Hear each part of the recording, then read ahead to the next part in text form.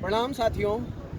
आज फिर आपके बीच में एक लंबे समय के बाद एक कहानी लेकर के आते हैं और कहानी सुनाने का मेरा मन इन वादियों के बीच, इन पहाड़ियों के बीच हो ही गया कि यहाँ एक वीडियो आप लोगों के लिए शूट करता हूँ।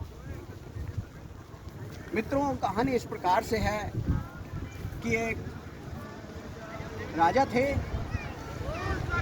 राजा बहुत सज्जन और राजा बहुत ही समझदार थे, आत्म मंथन करने वाले थे। राजा एक दिन अपने दरबार में बैठे हुए और राजा के मन में एक सवाल आता है कि इस नक्षत्र में न जाने मेरे जैसे कितने लोग पैदा हुए होंगे, लेकिन सभी राजा क्यों नहीं बने? कोई अमीर है, कोई गरीब है, मैं राजा हूँ, कोई रंक है। राजा ने अपने मंत्रियों से ये प्रश्न पूछा।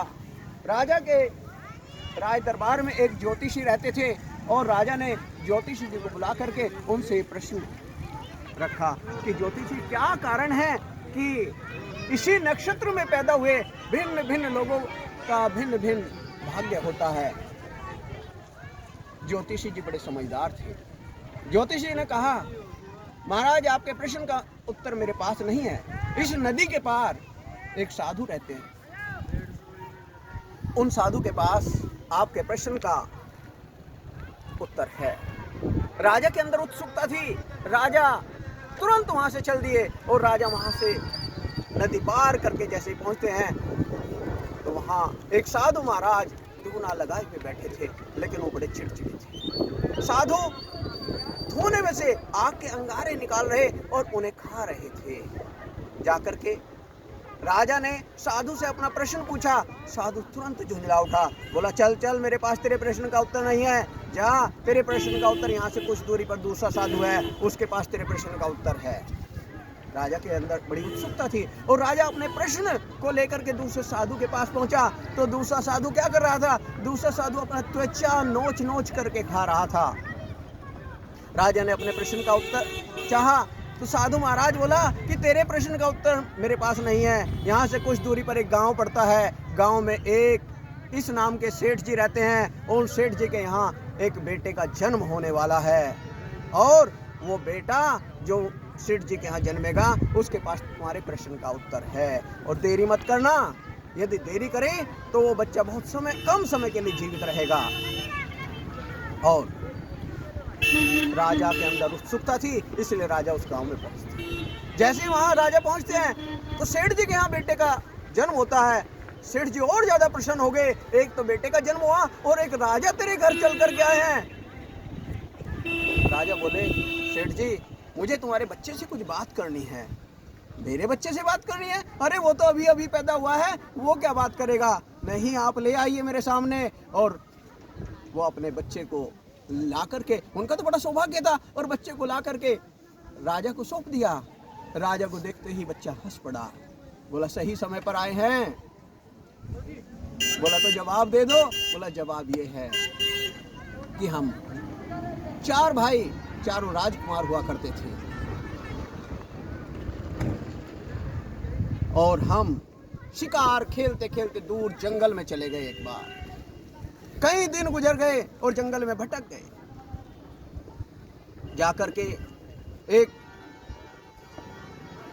वृद्ध महिला की कुटिया पर पहुंचते हैं। वृद्ध महिला खाना बना नहीं सकती थी और हमने जाकर के माता से पूछा कि माता कुछ खाने के लिए है?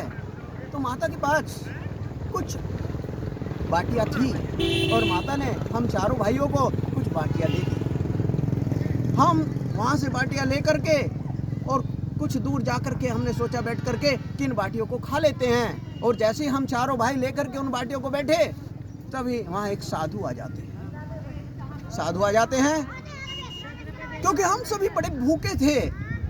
अब जो रास्ते में अंगारे खा रहे थे, साधु ने उससे भोजन मांगा। साधु बोला, अरे मेरे पास तो 2 बाटियां हैं, इन्हें मैं तेरे को दे दूंगा तो मैं क्या अंगार खाऊंगा? और वो साधु वही हमारा बड़ा भाई है जो वहां पर अंगारे खा, क्योंकि वो चिड़चिड़ा था, उसमें गुस्सा बहुत था। हमारे दूसरे भाई से पूछा कि भाई हमें कुछ खाने के लिए दे दो, और दूसरे भाई ने बोला, अरे मेरे पास 2 बाटियां हैं, ये मैं तुझे दे दूंगा, कि मैं क्या अपनी त्वचा नोच के खाऊंगा। ये वो साधु थे, ये हमारे दूसरे नंबर के भाई थे। और तीसरी बार आकर के मैं तीसरे नंबर का था, उन्होंने मुझसे पूछा कि भाई मुझे कुछ खाने के लिए दे दो। मैं बोला, चल चल आगे दे, मेरे पास समय नहीं है, मेरे पास समय नहीं है। तो आज मैं जन्म लेते ही जा रहा हूं, क्योंकि मेरे पास समय नहीं है।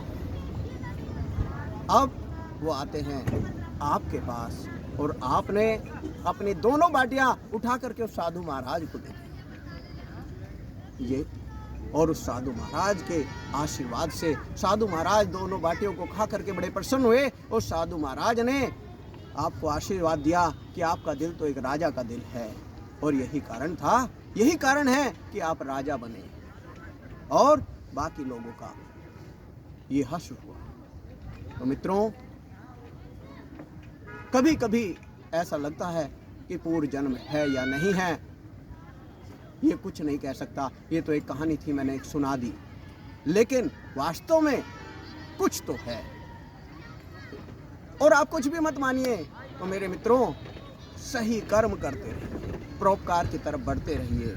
यदि हम परोपकार की तरफ बढ़ते रहेंगे, तो यदि कहीं परमपिता परमेश्वर है, तो उसका फल हमें जरूर देगा। मित्रों, इन प्रकृति की स्वादी के बीच में खड़ा होकर के यही मैसेज मेरे पास आज मेरे मस्तिष्क में आया, जो मेरे पास था वो मैसेज मैंने आज आपको दिया। आपको ईश्वर करे आप सभी अपने जीवन में बहुत बहुत सफलताएं प्राप्त करें। जय हिंद, जय भारत।